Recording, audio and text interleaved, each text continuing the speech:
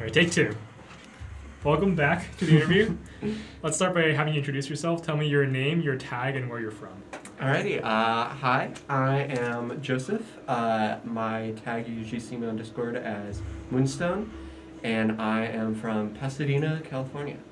And if you're a student, tell us your major and your year. I am a current sophomore, class of 2027, and I am a microbial biology major. Same as Vincent. Yeah, actually. So, how did you get started playing fighting games? Like, what year did you start, and what game did you start with? Oh boy. So it was the year before Strive came out. My 2020, yeah. My older brother was playing a lot of Plus R because him and his friends at college, they got super into it. And he was like, you gotta try this out, it's so sick. And I tried it out. I was terrible. I didn't really fuck with it at the moment, but I was like, you know what? I enjoyed it, but I was like, maybe it's not for me. So I played a little bit of Plus R, but I dropped it. And then when Strive came out, he was like, this one's way more beginner friendly, you gotta try it. And I was a really big fan of the soundtrack. He sent me some of the songs, and I was like, dang, I gotta play this. So I did, and then Strive is really when it clicked for me. Yeah, Plus R, that's not an easy game for a beginner. Especially, that was pre-rollback patch, right? So you only could play against your brother? I don't remember, to be honest. I think it did have rollback at that point. Because he and his friends, they got super into it because of rollback. Yeah, I guess Plus R was like one of the very first of the old Arxis games that got patched in. But yeah, tell me about Strive. So how did you start? Which character did you play, first of all? And did you like the game, or did it take you some time to get into it? So when I started, I was into it pretty quick. Because, like I said, the soundtrack really pulled me in, and I was watching tons of videos about like combos and what character you want to play. And I went in the little bit of Plus R that I played Anji because I was like, he has glasses, I have glasses, let's go. That was your characteristic that you chose. That's pretty funny. Because I knew nothing, and I was just like, oh shit, glasses, let's go. And I was like, well, I already tried him in Plus R, I might as well try him in Strive, and I fell in love with Anji. I love Strive Anji. I love Spin. I love the counter super so much. I love that move. And yeah, I mean, I played almost non-stop for like 3 months, and then I got to floor 10, hit a brick wall, and I started for a bit, tried out some other games, but mostly just stuck with Strive. So were you playing upon launch like season 1? Yeah. So you were playing low tier Anji. Yeah. Anji's an evil character now. He's like insane.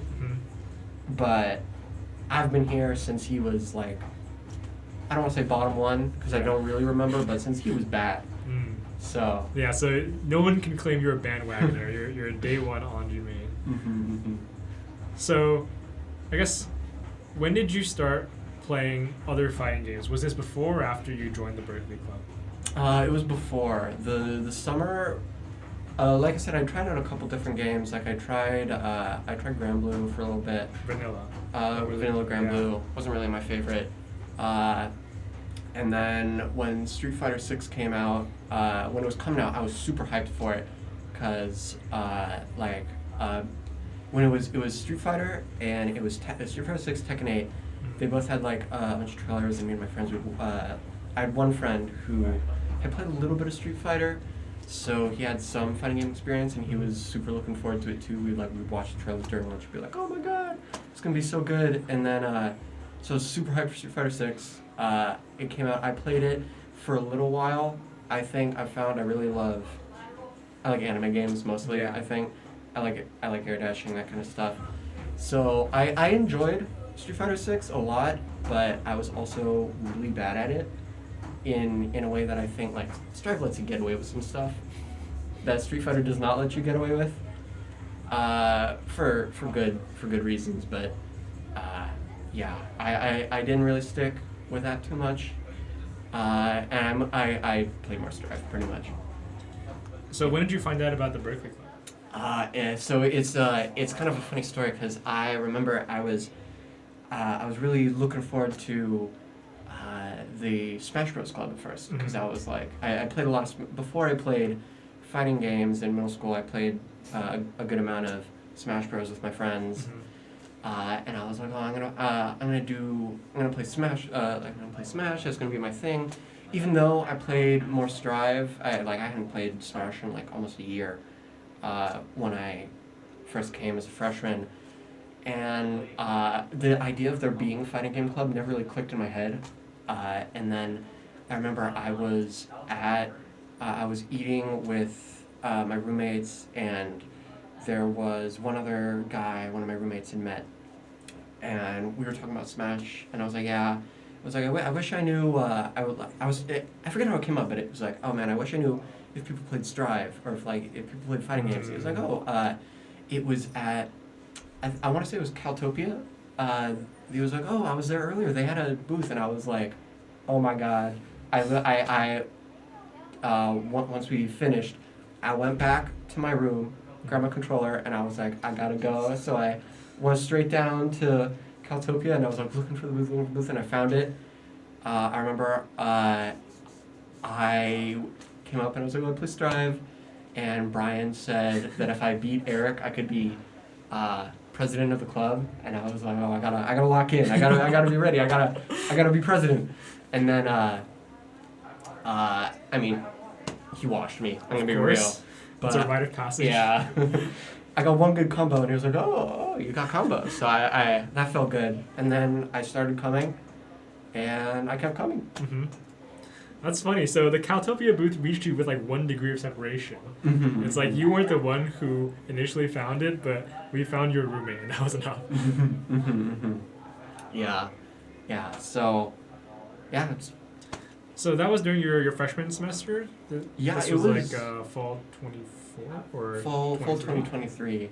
Mm-hmm. I forget. I think it was before classes had even started, if I remember correctly. Because I think Caltopia was before. Yeah. So yeah, but fall 2023. So, what were like the events we were running the first semester you were there? Do you remember?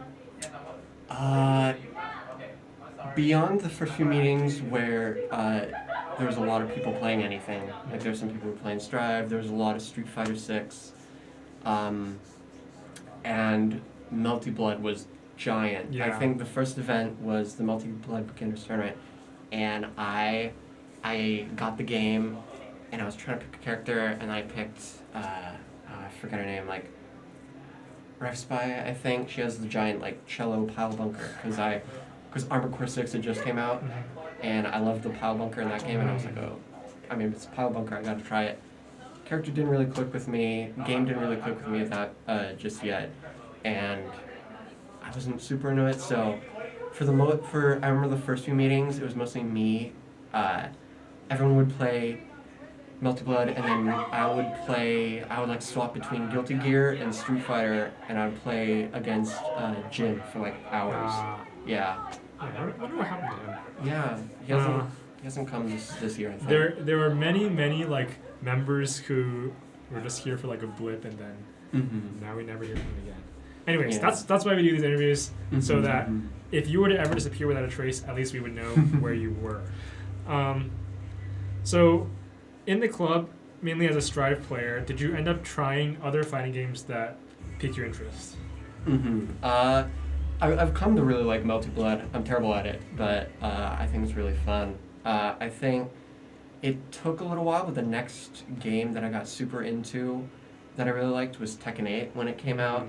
Everyone was playing it. I played June, and I was having tons of fun. I missed the beginner tournament because I got sick, and that sucks because I don't want to talk myself up too much, but I think I might have had a shot to take it for that one. And so it's tragic that I missed that, but Tekken 8 I got really into. Let's see, Blaze Blue. I love Blaze Blue. Again, not great at it, but starting with the beginner tournament this year, Israel's an amazing character. I love Israel. He's so fun. And yeah, so I'd say Blaze Blue and Tekken 8 were the other games that I got really into. That's funny. Blaze Blue is a huge hit among, I guess, not to sound weird, but like the newer gen, like the people who came in last year or like this year, which I didn't really expect because we actually ran a Blaze Blue beginner tournament. I don't know if you know the lore. Way back when, that was my first tournament when I first joined in 2022. It was one of the first. Was it the first beginner tournament? I think it was the first. And it didn't really stick like that. Like after the tournament, not everyone kept playing it. I think only Reagan and Chung kept playing it. So it's interesting that this time around it has stuck around way more.